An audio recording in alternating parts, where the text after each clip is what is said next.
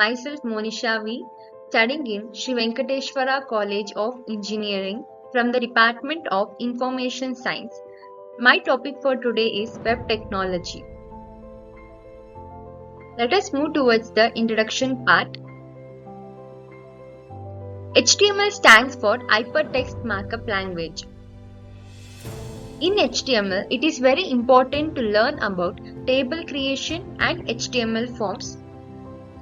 HTML forms and tables are commonly used in front-end development to get the user's interaction and to display data to the user. When considering the table creation, you should get to know about some of the few tags or HTML elements. HTML table. HTML table tag is used to display data in tabular form, row or column. There can be many columns in a row. We can create a table to display data in tabular form using table element with the help of tr, td and th elements. In each table, table row is defined by tr tag, table header is defined by th tag and table data is defined by td tags. HTML tables are used to manage the layout of the page, example, header section, navigation bar, body content, footer section, etc. But it is recommended to use the division tag over table to manage the layout of the page. When considering the table creation, you should get to know about some of the few tags or HTML elements. You can find those tags below. Table, it is used to create the table. Caption, it is used to add a caption to the table. TR, it defines the table row. TH, it defines the table heading. TD, it defines the table data. You can use some of the important attributes within the HTML element to modify the table more attractive. You can find some of those attributes below. Border, it is used to set an outline for the table. Cell spacing, it is used to make space between the table border and cell border.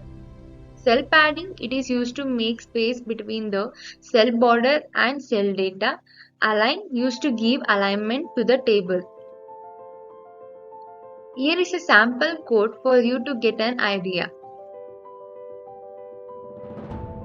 As you can see, the table border is 10, cell spacing equals to 5, cell padding equals to 5 and the alignment is made to center.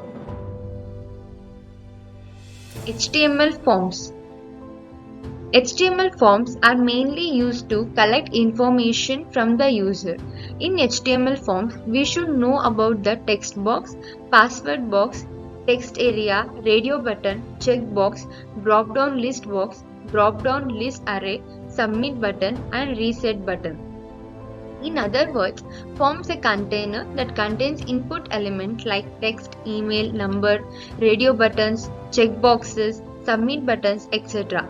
Forms are generally used when you want to collect data from the user. For example, a user wants to buy a bag online.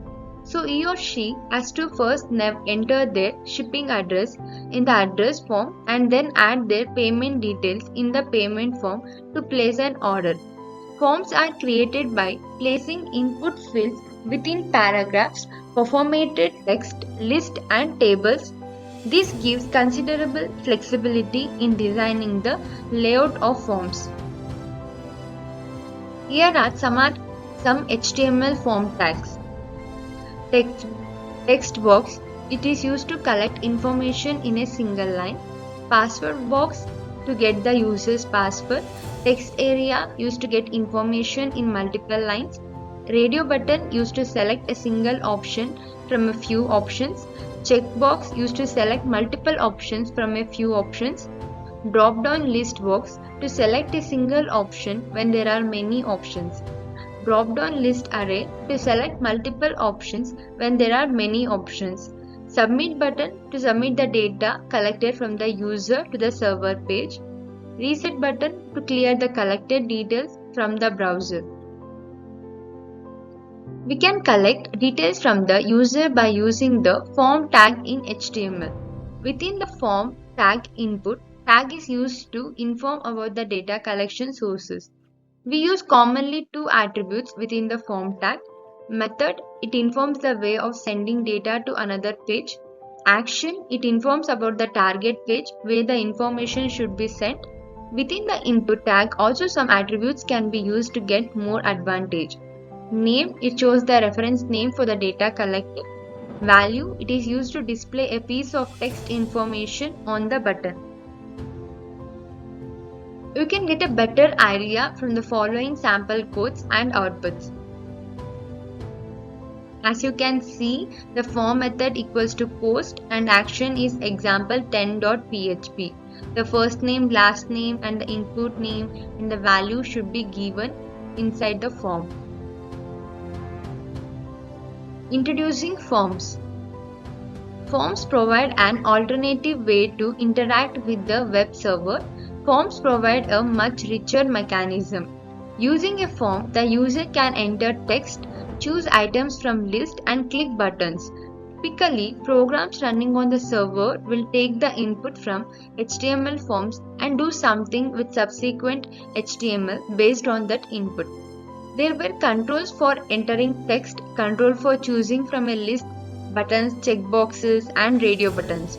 HTML5 has added a number of new controls as well as more customization options for the existing controls. Form control elements. Despite the wide range of different form input types in HTML5, there are only a few relatively small number of form related HTML elements. The first one will be the text input controls. It is one of the most used form element is the input element. The input element can be displayed in several ways depending on the type of attribute. The example is given below. Most forms need to gather text information from the user, whether it is a search box or a login form or a user registration form. Some type of text input is usually necessary. Next one will be the choice controls. Forms often need the user to select an option from a group of choices. HTML provides several ways to do this. Next one will be select list. The select element is used to create a multi-line box for selecting one or more items. The option can be hidden in a drop-down list or multiple rows of the list can be visible. Options item can be grouped together, the OPTG group element. The selected attribute in the option makes it a default value. The example for the select list. Radio buttons. Radio buttons are useful when we want the user to select a single item from a small list of choices and we want all the choices to be visible. As can seen in the diagram, radio buttons are added via the input type equals to radio element. The buttons are made mutually exclusive, that is only one can be chosen by sharing the same name attribute. The checked attribute is used to indicate the default choice while the value of attribute works in the same manner as within the option element. The example for the radio button. Table and form accessibility. Problems. Colorblind user might have trouble differentiating certain colors in proximity. Users with muscle control problems may have difficulty using a mouse, while older users may have trouble with small text and image sizes. The term web accessibility refers to the assistive technologies, various features of HTML that work with those technologies and different coding and design practices that can make a site more usable for people with visual, mobility, auditory and cognitive disabilities. In order to improve the accessibility of websites, the W3C created the Web Accessibility Initiative, that is well known as WAI, in 1997. The WAI produces guidelines and recommendations as well as organizing different working groups on different accessibility issues. One of its most helpful document is the Web Content Accessibility. The most important guidelines in the document are Provide text alternative for any non-text content so that it can be changed into other forms people need, such as large print, braille, speeches, symbol, or simpler language. Create content that can be presented in different ways, for example, simpler layout, without losing information or structure. Making all functionality available from a keyboard. Provide ways to help users navigate, find content, and determine where they are. Next topic will be micro formats. Most sites have some type of contact us page in which addresses and other informations are displayed similarly.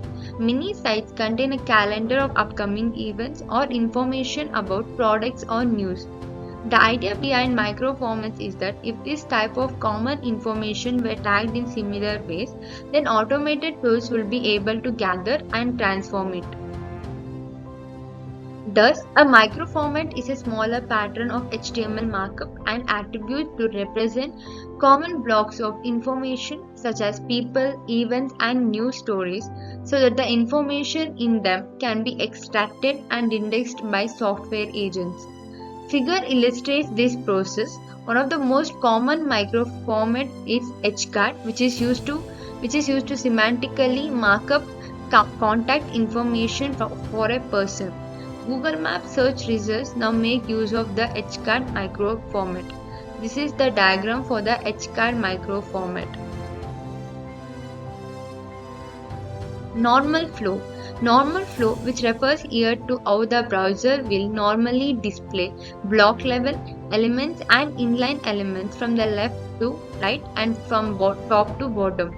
The tag P, div, h2, ul and table are each contained on their own line, because block level elements begin with a line break, that is, they start on a new line. Without styling, two block level elements can't exist on the same line. Block level elements use the normal CSS box model in that they have margins, padding, background colors and borders. Inline elements. These elements do not form their own blocks but instead are displayed within the lines. Normal text in an HTML document is inline, as are elements such as em, a, img and span tagged. Inline elements line up next to one another horizontally from left to right on the same line. When there is not enough space left on the line, the content moves to a new line as shown in the figure. The diagram for the inline element. There are actually two types of inline elements, replaced and non-replaced.